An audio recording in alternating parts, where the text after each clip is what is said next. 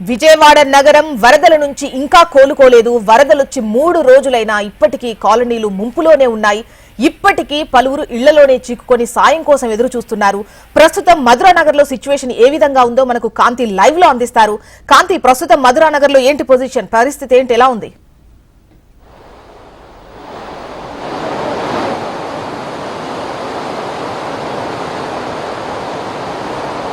యాజన విజయవాడ నగర వాసులకు ఇంకా వరద ముప్పు తప్పలేదనే చెప్పాలి. బుడమేరు కాలువ పొంగి పొరులుతోంది. మరొక వైపు ప్రకాశం బ్యారేజ్ వద్ద వరద ఉధృతి తగ్గినప్పటికీ కూడా బుడమేరు కాలువ నుంచి వస్తున్నటువంటి నీటి ఉధృతి మాత్రం ఎక్కడైతే సింగనగర్ పరిసర ప్రాంతాలలో ముంపు ప్రాంతాల్లో ప్రజలు ఉన్నారో వారు మాత్రం కొంత నీరు తగ్గడంతో సహాయక చర్యలు అనేవి కొనసాగుతున్నప్పటికీ కూడా గత 4 రోజులుగా నీళ్లలోనే ఉండడంతో వారంతా నడుచుకుంటూ బయటకు వెళ్ళిపోతున్న పరిస్థితి ఉంది. కేవలం కట్టుబట్టలతోటి పిల్ల పాపలతోటి బయటకు వెళ్తే చాలు, సేఫ్గా ఉంటే చాలు అన్నట్లుగా ప్రజలైతే అక్కడి నుంచి ఖాళీ చేసి వస్తున్నారు. అయితే కొంత వరద తీవ్రత సింగనగర్, అటు రాజీవ్ నగర్, కండ్రిక, నున్న అటు ప్రాంతాలన్నింటిలో కూడా వరద తీవ్రత అయితే తగ్గింది. అయితే ప్రస్తుతం మధురానగర్కి సంబంధించిన వరకు కూడా ఎక్కడైతే మధురానగర్ కట్ట ఉంటుందో అటు ఇటు ఏలూరు కాలువ, అటు బుడమేరు కాలువ రెండు ఉంటాయి. ఈ నేపథ్యంలో బుడమేరు కాలువకు నిన్న సాయంత్రం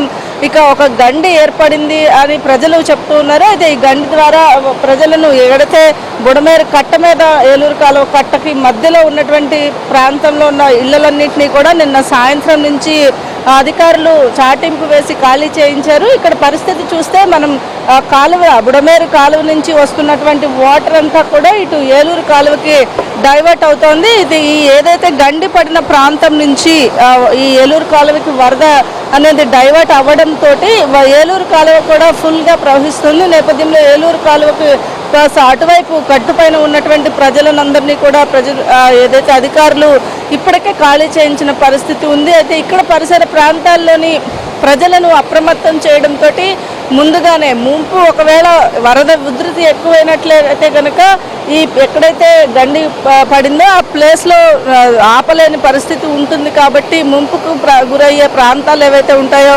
వాటినన్నింటినీ కూడా నిన్న సాయంత్రమే అధికారులు ఖాళీ చేయించారు. పోలీసులు అధికారులు చాటింపు వేసి అక్కడ ఉన్నటువంటి ప్రజలందరినీ కూడా ఏదైతే శారదా కాలేజ్లో ఏర్పాటు చేసినటువంటి పునరావాస కేంద్రాలకి తరలించారు. అయితే ప్రస్తుతం గండిపడిన ప్రాంతంలో స్థానికులు ఇక్కడికి వచ్చి ఇక్కడ పర్యవేక్షిస్తున్న పరిస్థితి ఉంది. ఏదైతే ఏం జరుగుతుందో తెలియక ఒకవైపు ప్రజలు సింగనగర్ ప్రాంతంలో మునిగిపోయి ఉండడంతో 4 రోజులుగా జల దిగ్బంధంలోనే ఉన్నారని వార్తలు వింటున్నటువంటి మధురానగర్ ప్రజలు కూడా భయం గుప్పెట్లోనే బ్రతుకుతున్నారని చెప్పాలి. మరొక వైపు వర్షం కూడా పడుతుండడంతో కొంత సహాయక చర్యలకైతే ఆటంకం కలుగుతుంది. అయితే కొంతమంది స్థానికులు ఇక్కడ ఉన్నారు. చెప్పండి, నిన్న సాయంత్రం ఏ టైం నుంచి మీకు ఇన్ఫర్మేషన్ ఇచ్చారు, ఎప్పుడు ఖాళీ చేయమని చెప్పారు? నిన్న సాయంత్రం 4 ఆ టైంకి చేశారండి.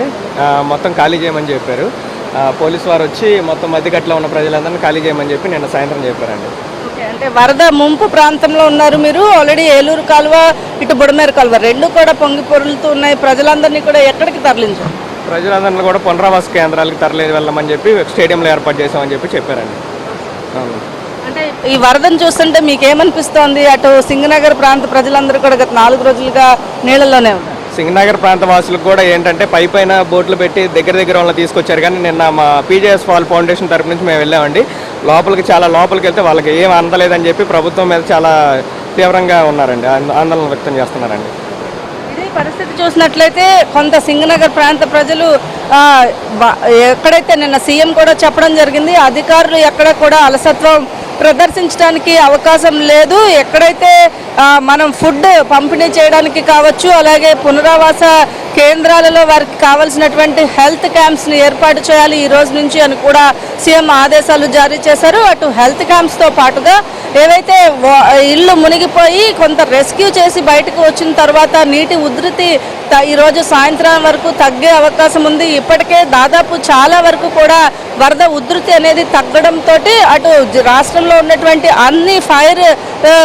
ఫైర్ సిబ్బంది అంతా కూడా విజయవాడకి చేరుకున్నారు. అటు మున్సిపల్కి సంబంధించినటువంటి అంటే పారిశుద్ధ్య కార్మికుల్ని కూడా అన్ని జిల్లాల నుంచి కూడా విజయవాడకి రప్పించారు. ఎందుకంటే దాదాపుగా 2 లక్షల కుటుంబాల వరకు కూడా ఈ నీళ్ళల్లో చిక్కుకున్న నేపథ్యంలో ఈ పరిస్థితిని సమీక్షించినటువంటి చంద్రబాబు నాయుడు ఈ ఇళ్లని శుభ్రం చేయడం కావచ్చు, రెస్క్యూ చేయడం కోసం అన్ని జిల్లాల నుంచి వచ్చినటువంటి ఆహారాన్ని పంపిణీ చేయడం కోసం, అలాగే పరిసర ప్రాంతాల ప్రజలను సురక్షితంగా బయటకు తీసుకురావడానికి అన్ని రకాల ఏర్పాట్లను అయితే ప్రభుత్వం చేపట్టింది. అయితే మధురానగర్ ప్రాంతంలో మాత్రం ఈ వాటర్ ఉధృతితోటి కొంత ఈ ప్రాంత ప్రజలంతా కూడా భయం గుప్పిట్లోనే ఉన్నారని చెప్పుకోవాలి. జ్యోత్స్న, సిచ్యువేషన్ ప్రస్తుతానికి వరద కాస్త తగ్గుముఖం పట్టడంతో సహాయక చర్యలు అయితే కొనసాగుతున్నాయి. మరోవైపు మధురానగర్ ను కూడా వరద భయపెడుతున్నటువంటి